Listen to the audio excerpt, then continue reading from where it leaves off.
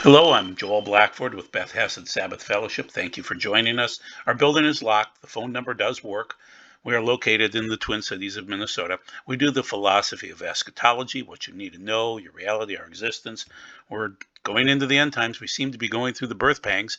And how does that relate to us? What's the backstory? We try not to be disparate. We're Beth Hesed Sabbath Fellowship. Thank you again for joining us. I'm going to make a case that Elon Musk is a candidate for being involved in the end times. I'm not saying that he's the Antichrist. I'm not saying that he's the false prophet. I'm saying that he's involved in the technology behind it, and we'll try to state a case that he's the best friend of Apollyon, Abaddon, or Abaddon, the king of the abyss, the Abuso, related to Revelation 11 and Revelation 9. So we're trying to solve for X today. That's basically what I'm trying to do, is go through Revelation and other scriptures and try to solve for X or Y or Z or whatever we're trying to solve for. There are many variables to solve for. So we're going to try to relate who we're trying to solve for and what's going on. So once again, I don't believe that Elon Musk is the Antichrist. I think it's ridiculous to think that King Charles is the Antichrist, and I've heard the evidence for it. It's silly thoughts. So Barack Obama, not the Antichrist. Donald Trump, not the Antichrist. It's not any of these people. So keep on searching, and we're really not trying to solve for X on the Antichrist today. I have some ideas, but we're not trying to go there. We're trying to go another direction related to who the Abaddon, the Apollyon, the angel of, or the king angel of the abyss. Who's that? Now, the first source of him that's very interesting, other than the Bible, is in 1678 with Paul or John Bunyan's Pilgrim's Progress. And so Apollyon signifies the subjection to worldly forces. He represents the opposite of spiritual freedom. The Christian, the main character of Pilgrim's Progress, expresses in leaving behind its worldly existence. Apollyon's names evokes the Greek god Apollo, Lord of beauty and form that dominates worldly values. Apollo was a pagan deity, far removed from Christian God that pilgrim strives forward or toward. Furthermore, Apollyon expresses a medieval belief the Christian is his feudal subject and owes allegiance to him as a protector. It's interesting. So Christian tries to defeat Apollyon, and that victory symbolizes victory over worldly power. Interesting. So there's more written about Apollyon, the angel of the abyss, the king angel, than in normal theological thought. So it's just interesting to note that. And that's 1678, people. That's a long time ago. So once again, we do the philosophy of the end of days. We're trying to solve for X today. And who is this king angel of the abyss? So, and we're tying a little bit to 666. So, and who are the players? Now, keep in mind that when we talk about the wealthiest people of the world, and I've known two billionaires. Actually, this is my favorite story. I was meeting with Jeffrey. I can say his name now. He's deceased. Jeffrey Pickauer, my first billionaire friend. And one of my friends asked him, "Hey, Jeffrey, I want to be a millionaire. Can you make me a millionaire?" And Jeffrey said, "Sure, Dan." but but I've made a lot of people millionaires, but they were billionaires. And Dan was distressed. My friend. The point is that they are fighting for victory, and they don't care who they hurt, they don't care who they crush, and they're all introverts, and so they really don't tell you what's on their mind. They just make billions. And so these are the different Briggs-Myers test indicators. And just so you're aware, I'm the ENTP. I'm an inventor. I'm an extroverted, intuitive, thinking perceiver. If you remember back to Richard Dean Anderson, I think was his name, MacGyver, that was it. I tend to think like he does, and I try to solve. That's why we're solving for X today. And keep in mind that I'm an extrovert, and I'm not that wealthy, and I was for a period of time, but the introverts make the money eventually. They never, when you come to the card game, a poker game, and you look around the table and wonder who the patsy is, it's you. Okay, and the extroverts, especially like a Trump, he's going to lose in the end to these guys. The introverts are the ones that win out. They don't. They are very tactical, and so just keep that in mind. Okay, so there are many people playing in this Mark of the Beast game, and we're going to tie it together with the Angel of the Abyss. Don't worry. So anyway, Neuralink, DARPA. DARPA is a federal agency. BrainGate, compete to hack. They're hacking. They're trying to hack your brains. It looks like Musk has an advantage right now with Neuralink, but Bezos and Gates just bought Synchron, and so there's a competition there. They want to be the biggest billionaire. Who's going to be the first trillionaire? It matters to them. So tech moguls like Elon Musk and Bezos and Gates are investing in brain implant startups. They want to give us the mark of the beast, and that's from Revelation chapter 13. And who's going to win this game? This is from Insider Magazine, by the way, and Fortune on the other side. So I'm guessing that Elon's going to win the game. Okay. I think he's getting advantages from another source, and I'll discuss that with you. We'll see if I'm right or not. So I'm also saying that Satan's involved in this. So basically, there are many players involved. 7 interface companies you need to know. This is from Mass Device Magazine, and BlackRock's involved in it too. So there's Neuralink, which is Musk. There's Synchron, which is going to have Gates and Bezos, and they're trying to compete against him. There's BlackRock, who owns 2 different companies, Neurotech and ClearPoint Neuro, and then there's BrainGate, and then there's Neurable. And so they're all playing in this space, and they're all trying to compete to see who can hack your brain the quickest. Now, my aside on this is that they will not be able to attack your spirit. That is God-given. It can't die. It can't be hacked.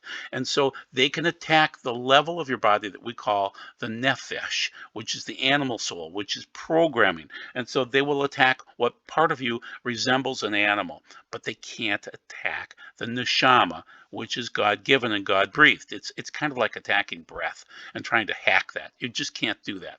So they'll do what's simplistic and what will modify people and screw people up. And so they'll attack your genome, and they'll attack your brain in terms of reprogramming. But it really won't.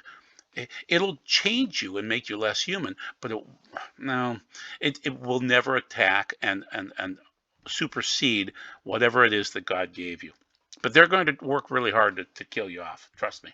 Okay, so once again, Elon is the wealthiest person in the world. So when he jumps into something, he can jump in with more cash than anybody else. But when you combine together Bezos and Gates, they have a lot of cash. Elon has a lot of companies. And one of them is Neuralink, which is the hacking company. But the boring company is very interesting. So I'm going to tie these things together, and we'll see if you like how I tie these things. And then there's SpaceX, which is the other direction too. So he's boring underneath, and he's going up in SpaceX. And of course, Tesla as always. But also he has other companies, DeepMind, Solar City, OpenAI. Keep in mind, he is big in AI. And then StemCentrix. Just very interesting man, but he's involved in. And he's become the wealthiest man very quickly. So once again, Neuralink, he's planning to do trials in 2023. He's killed a lot of animals in the meantime.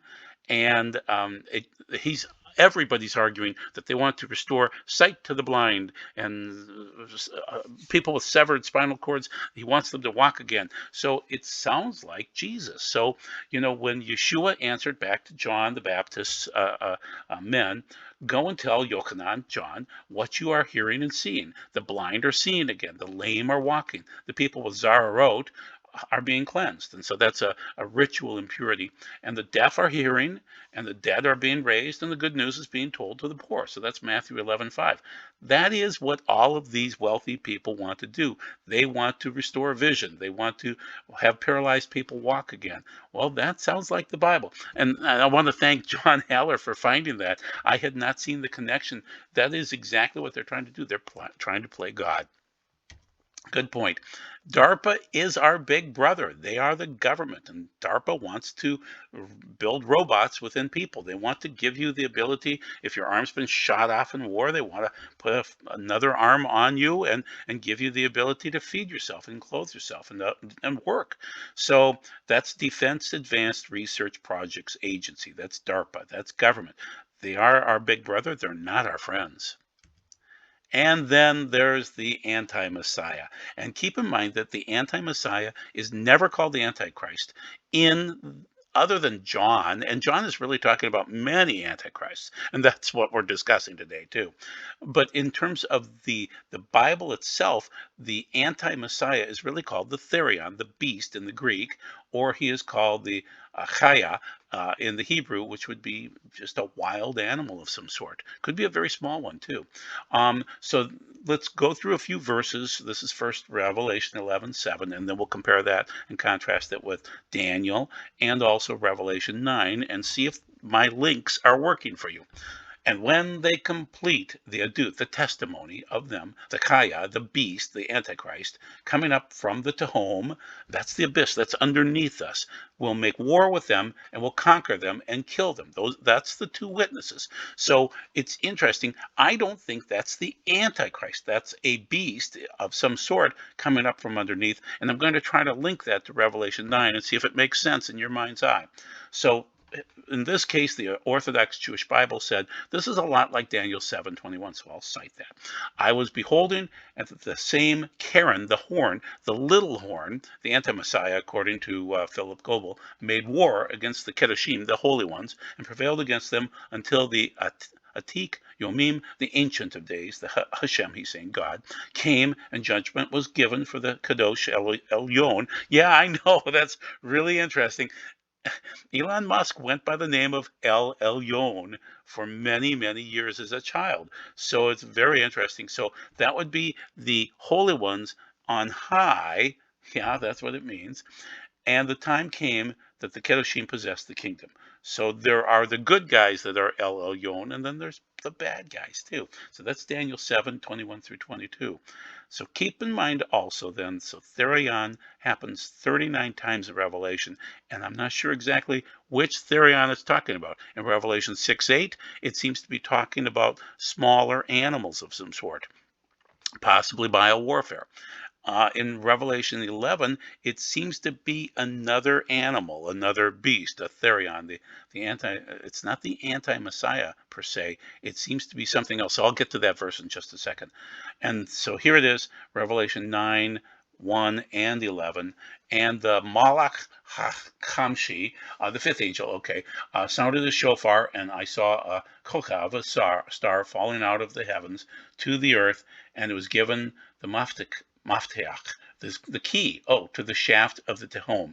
So it seems as though there's this time frame late or close to the midpoint of the Great Tribulation where this fifth angel blows the shofar and a star falls, hits the key, and opens the shaft to the Tehom and allows then this king of the abyss out. And I'm saying that I think he has communication right now at times with some people on the earth. I think there's this, you can call it like Ouija board connections or whatever else. There are these weird connections to people on the earth when they take leapfrogs in technology. So let's read verse 11. They have over them the Melech, the king, the Malach, angel of the Tehom, the abyss. The name of him in the Hebrew is Abaddon, that is destruction. And in the Greek, he has the name Apollyon, that is destroyer. And so that's Revelation 9:11, and it matches up with Job, and it does match up with some other sections of the Bible and also the Psalms 88:11. So the main thing is there is this guy, and his name then is Abaddon or Apollyon. And I'm saying that seems to be that Chaya, that beast, that one of the anti-messiahs that comes up from the abyss and kills the two witnesses in chapter 11. I'm making that link. Now, let's jump back into Elon and say, isn't it interesting that he's boring in the abyss? He has machines that go down and bore underneath the ground. And I'm wondering, this is per Vox on this side. Elon Musk's tunnels are going nowhere. He really hasn't accomplished much. He's really only opened up 1.6 mile loop experience under Las Vegas Convention Center where people go 30 miles per hour. Ooh-wee. He seems to be boring for a reason, either for an escape route in case the end of the world hits, or I think it's to open up the home. I think he's literally trying to communicate with the angel of the abyss, that king angel. Okay, and so he tends to go out to these cities and say, I'll sell you a boring system so that you can connect instead of installing light rail or some other mass transit solution. He says, we'll bore for you underneath your ground, especially like a city like Chicago. Wow. I mean, that would be an advantage there, but it never works out. The cities have so much red tape that he tends to back off from the contracts. But it's interesting that he's boring in the abyss. Continuing on, we're going to cite Enoch. We have to. So we're going to go first to Enoch 10, 3 through 8. And is it scripture? I don't know. It doesn't feel like scripture, but it's close. It's real close, and it's cited in 2 Peter, and we'll show you 1st and 2 Peter where it seems to be cited. So let's first start out with Enoch 10 and see if this works out in terms of the angel of the abyss and in terms of a special hatred, say, of God towards him and a certain punishment. So let's just read it. And now instruct him that he may escape, and the seed may be preserved for all generations of the world. And again, the Lord said to Raphael, who is a good angel, bind Azazel, he's a bad one. And he's from, if you go back to Leviticus chapter 16, you'll see Azazel as the one that all the sins are ascribed to, and we'll see that listed down below here. So bind Azazel hand and foot, and cast him into the darkness, and make an opening in the desert, which is in Dudael, and cast him therein place upon him rough and jagged rocks, and cover him with darkness, and let him abide there forever. Cover his face that he might not see light. And on the day of the great judgment, that's the end of time, he shall be cast into the fire, and heal the earth which the angels have corrupted. Those are the fallen angels, and proclaim the healing of the earth, that they may heal the plague, and that all the children of men may not perish through all the secret things that the watchers have disclosed and have taught their sons, and the whole earth has been corrupted through the works that were taught by Azazel. To him ascribe all sin. That is almost an exact quote with Leviticus 16, talking about the scapegoat sent out to Azazel to ascribe all sin to him. And then the other goat is given for the people, and then the bull is given for the high priest. And so it's a picture of the three men on the crosses, including Yeshua on Calvary. Okay, so it's again boring. Boring down to Apollyon. And so I'm saying that the boring isn't working out very well for Elon. So it looks like he's going to take his boring CEO, which is, I'm blanking on the name of the guy, Steve Davis, former SpaceX, former boring, is now going to be running, I believe, Twitter. Very interesting. So right now, Boring is selling flamethrowers and Monty Python style watchtowers. So it's very interesting that he set up a company to do this. He's not doing much boring. And so you wonder what's going on there. So he's supposed to build this network of road tunnels under major cities, but I'm saying that he's just boring to get closer to home and get the king angel out of the abyss. It seems like that's what he's doing. So Davis, who knows what's going on there? He seems to be a prankster, a jokester, and he seems to be very close friends with Musk, which means that he'll probably run Twitter. And I think that's just a shell game. Twitter is a way to, I would compare it to the Hearst company owning all the publications back in the early 1900s. And the more publications you own, the more powerful you become, and you can spread your gospel, so to speak, Elon's gospel. So now we're trying to link all of this stuff together and see if it works for you. So Tartarus is going to be listed in 2 Peter 2, 4 through 5, but we also need to cite 1 Peter 3, 18 through 20. So, for the Messiah himself died for our sins, once and for all, a righteous person on behalf of unrighteous people, so that he might bring you to God. He was put to death in the flesh, but brought to life by the Spirit. And in this form, he went and made a proclamation to imprisoned spirits. That sounds like Enoch, doesn't it? To those who were disobedient long ago. That sounds like Enoch. In the days of Noah. That absolutely sounds like Enoch. When God waited patiently during the building of the ark, in which a few people, to be specific, 8, were delivered by means of water. So that's 1 Peter 3. And then we move on to 2 Peter 2. And for God did not spare the angels who sinned. On the contrary, he put them in gloomy dungeons, lower than Sheol, so that is Tartarus in the Greek, to be held for judgment, and he did not spare the ancient world. On the contrary, he preserved Noah, a herald of righteousness, with 7 others. Okay, so what I'm getting at is there seems to be a link between it. Now, this is going to get weird. Stick with me. Her name is Shalom Girl. She's on YouTube, and she said, okay, the boy's name was El Elyon. So Elon started out as El Elyon. And so that is the way of saying in the highest. And that's really referring to God. And so it's odd that the family called him that. Then Shalom Girl says this. I asked Imelda, and I said, is he the Antichrist, Elon? And Imelda said, and so she didn't blink. She said, no, but he will present the mark. And when you see him do that, the Antichrist will take the stage. So what she's stating is, Elon is not the Antichrist. Another person will be, but he will be involved with it, and he will present the mark. And he's working on it very closely with Neuralink, I believe. And so he's getting closer every year. So once again, this is the same article that I cited before about Neuralink and the ideas of what's going on. And it seems like he's getting closer than anybody else. And also he's leapfrogging. So I think he's getting advice from the king angel of the abyss. So let's go back and cover a little bit more from 1 Enoch 7 and 8 to give you the backstory again. So I'm telling you that it seems as though Azazel taught Elon about Neuralink, boring, and AI. And all the others together with them took unto themselves wives, and each chose for himself one. So these are the fallen angels choosing wives, and they began, and this is basically Genesis 6, 4 through 8, and began to go into them and defile themselves with them, because angels aren't supposed to have relations. But when they're down on the earth, they can. So they defiled themselves, and they taught them charms and enchantments, and cutting of roots, and made them acquainted with plants, and they became pregnant, and bare great giants, whose height was 3,000, I don't know how big they were, but they were big, who consumed all the acquisitions of men. When men could no longer sustain them, the giants turned against them and devoured mankind, and they began to sin against the birds and the beasts and the reptiles and the fish, and to devour one another's flesh and drink the blood. Then the earth laid accusation against the lawless ones, and that sounds like Genesis 6, 4 through 8. And Azazel taught men to make swords and knives and shields and breastplates, and made known to them the metals of the earth, and the art of working them, and bracelets and ornaments, and the use of antimony, and beautifying of the eyelids, and all kinds of costly stones, and coloring in tinctures. And those arose much godlessness, and they committed fornication, and they were led astray, and became corrupt in all their ways.